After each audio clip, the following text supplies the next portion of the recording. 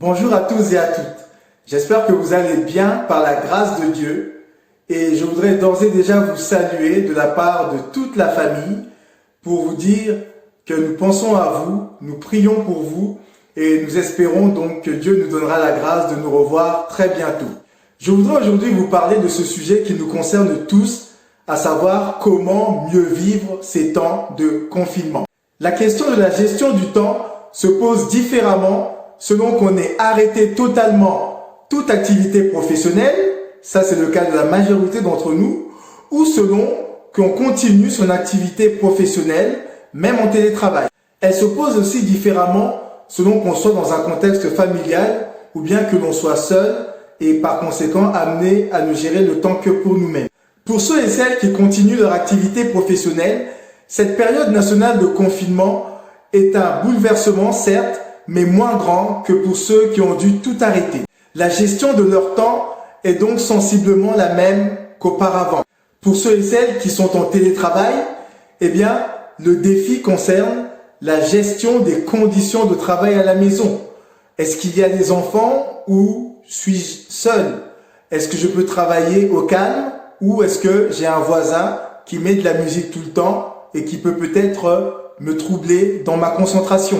Et pour tous les autres, le bouleversement que l'on connaît ces derniers jours est un bouleversement important, un bouleversement majeur dans la gestion de notre temps et dans la gestion du quotidien. Il nous faut donc relever un défi qui est celui de construire un emploi du temps pour nous-mêmes et pour notre famille. Et tout cela dans un but, c'est celui de permettre à ce que ces temps de confinement ne soient pas des temps qui sont subis, mais des temps qui sont maîtrisés et qui ont un sens. La première chose à faire pour construire cet emploi du temps est de vous mettre au calme. Personnellement ou alors en famille, de vous retrouver, de vous mettre au calme. Peut-être avec votre conjoint ou vos enfants. J'insiste sur le fait d'être au calme et je voudrais par là vous parler du repos de l'esprit qui est tellement important lorsqu'on veut faire les choses bien. D'ailleurs, Dieu est celui qui a voulu faire goûter à Adam et Ève le repos de l'esprit dès qu'il les a créés. Il les a créés, comme nous le savons, le 6e jour et le 7e jour, jour du sabbat de Dieu. Il a invité Adam et Ève à goûter à son repos. Et ensuite commence la semaine de travail. Dans cette période de confinement, il semble approprié d'établir un emploi du temps pour la semaine. Mais c'est vrai qu'on ne sait pas exactement quand est-ce que toute cette période va prendre fin et certains vont vouloir peut-être se projeter sur du plus long terme.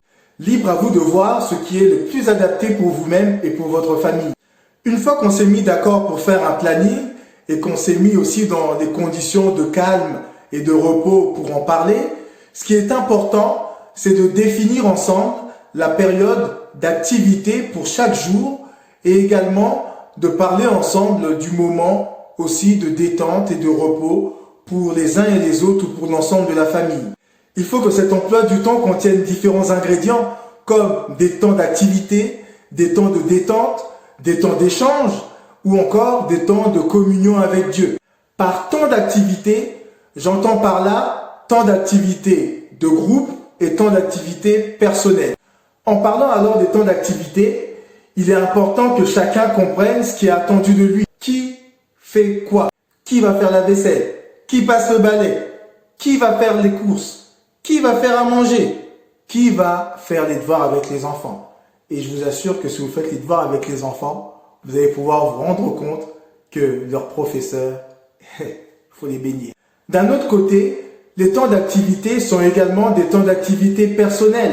À ce propos, je crois qu'il est bon de s'obliger en quelque sorte personnellement à entretenir, à avoir vraiment une activité, un travail personnel qu'on accomplit chaque jour.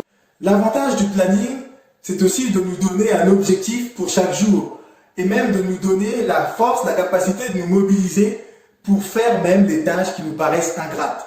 Pourquoi? Parce qu'on a écrit sur le planning et donc c'est le jour, c'est le moment de s'y coller. Sinon, on n'oserait pas toujours s'asseoir pour répondre à des mails, pour réviser, pour faire telle chose ou telle autre. Tout cela peut se planifier et c'est tant mieux, ça enlève du stress. Bien évidemment, il n'y a pas que les périodes d'activité qui doivent agencer notre journée et notre semaine. Il est important de définir des temps réels de détente et de repos, de détente collective et de repos justement personnel. Ces temps de détente en famille doivent être aussi planifiés et ils peuvent prendre différentes formes. En réalité, on peut se retrouver autour d'un jeu de société, on peut se retrouver autour d'un film, on peut se retrouver également en train de jardiner ensemble ou de préparer un repas ensemble.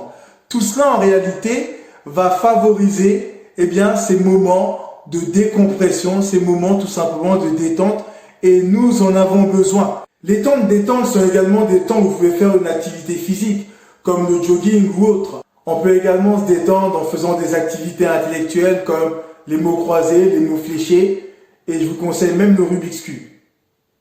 Quoi qu'il en soit, l'important c'est de garder une activité physique et une activité intellectuelle, de se garder en bonne forme.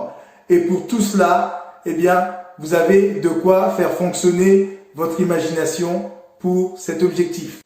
Et puis à côté de ces temps d'activité et de ces temps de détente, il est aussi important de prévoir un temps d'échange, un temps d'écoute, un temps où on va pouvoir s'intéresser tout particulièrement au bien-être de celui ou celle qui est à côté de nous, de notre conjoint, de nos enfants, et peut-être si on est seul, un temps où on va justement pouvoir passer un coup de fil, prendre des nouvelles d'une personne en particulier. En fait, il s'agit de prévoir, de prendre le temps avec les personnes qu'on aime.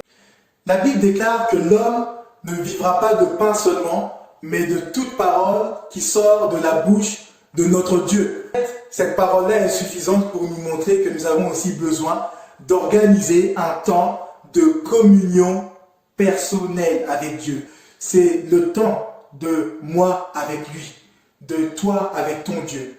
Malgré le confinement, il est important de garder ce principe de vie, cette hygiène de vie, de se lever à heure fixe et de se coucher à heure fixe.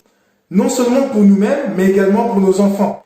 Et puis, on peut aussi prévoir des temps où on se retrouve en famille pour avoir cette communion avec Dieu, des temps de louange en famille, des temps où on va avoir un partage de la parole de Dieu en famille, des temps où on va pouvoir écouter peut-être des témoignages de choses qu'on a expérimentées personnellement. Peut-être chaque jour, quelques instants, quelques minutes, c'est possible. Ou si vous ne le pouvez pas chaque jour, d'organiser peut-être 2 fois dans la semaine un temps particulier où vous vous retrouvez en famille pour louer et adorer Dieu. En conclusion, l'emploi du temps peut être un bénéfice extraordinaire sur le plan personnel et sur le plan familial. Il suffit donc de se poser et de prendre le temps de bien l'organiser. Il permet de dégager des temps d'activité qui sont bien marqués. Il permet aussi de dégager des temps de détente personnelle et pour toute la famille. Il permet également d'avoir des temps d'échange lorsqu'ils sont concertés et puis d'avoir aussi des temps de communion avec Dieu. Enfin, je note que l'emploi du temps est un formidable outil pour se mobiliser sur des objectifs quotidiens et aussi pour lutter contre un ennemi invisible que nous n'avons pas beaucoup mentionné mais qui est bien réel, c'est-à-dire contre l'ennui. L'emploi du temps nous permet de ne pas subir nos journées, mais bel et bien de les maîtriser et de les dominer. Le plus dur, lorsqu'on fait un emploi du temps, n'est pas de l'établir, mais de s'y tenir.